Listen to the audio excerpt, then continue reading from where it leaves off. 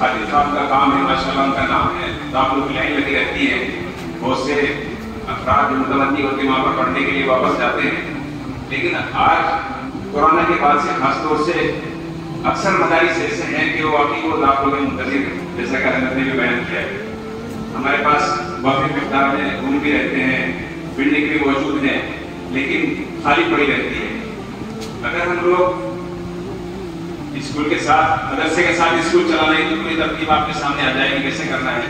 الگ سے بھی اگر اسکول قائم کرنا چاہتے ہیں، صرف اسکول کا ہی نام دینا چاہتے ہیں، تو ان عمارات کو لوگ استعمال کر سکتے ہیں اور وہاں سے فائدہ پہنچا سکتے ہیں.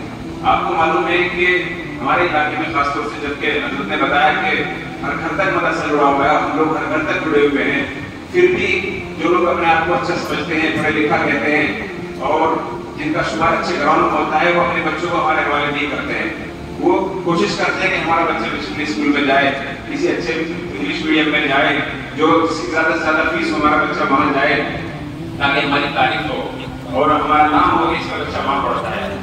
یہ ماحول علماء کرام کو دینا پڑے گا، چاہے آپ اپنے الگ ادارے قائم کیجیے یا وہ مدارس میں دیجیے، ورنہ جو ہمارا کریم ہے وہ دوسروں کے حوالے ہو رہا ہے اور دوسروں کے حوالے ہونے سے آپ سمجھتے ہیں کہ نتیجہ سامنے آ رہا ہے. حضرت نے تھوڑا تفصیل سے بتا دیا ہے. یقین جانیے کہ آنے والا وقت ایسا ہے کہ ابھی جو نئی نسل ابھر کے سامنے آ رہی ہے، جو اس وقت موبائل استعمال کر رہی ہے، کہ اس کے جوابات دینے میں مشکل ہو جائیں گے، ہم لوگ کو نہیں سنبھال پائیں گے اور ان حالات کا ایک دور چل سکتا ہے جس کو روکنا بہت مشکل ہو جائے گا.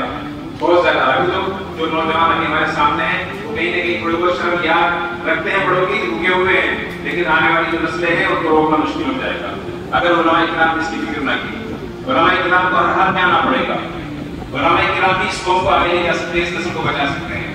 خاص طور سے آپ نے دیکھا ہوگا ہمارے طلبا جو رٹ کے پڑھنا کرتے ہیں وہ 10ویں 12ویں کے بعد ڈراپ آؤٹ ہو جاتے ہیں، چھوڑ دیتے ہیں. بہت سارے والد پہنچتے بھی نہیں ہیں. 80% بچے 12ویں میں نہیں جا پاتے مسلمانوں کے. اور آپ اندازہ لگائیے کہ کیا حالات ہوں گے جس قوم کے 80% نوجوان نہیں پڑھ رہے ہوں گے اور 20% صرف میدان میں ہوں گے. کیا وہ 20% اس 80% کو سنبھال پائیں گے؟ بہت محال ہو جائے گا. اس لیے ہمیں اپنے طلبا کی خاص طور سے فکر کرنی ہے.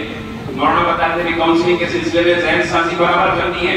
ہم دیکھتے ہیں خاص طور سے علماء کرام کے اندر میرے اندر یہ کمی ہے کہ ہم لوگ بچوں کا پیچھا نہیں کرتے ہیں.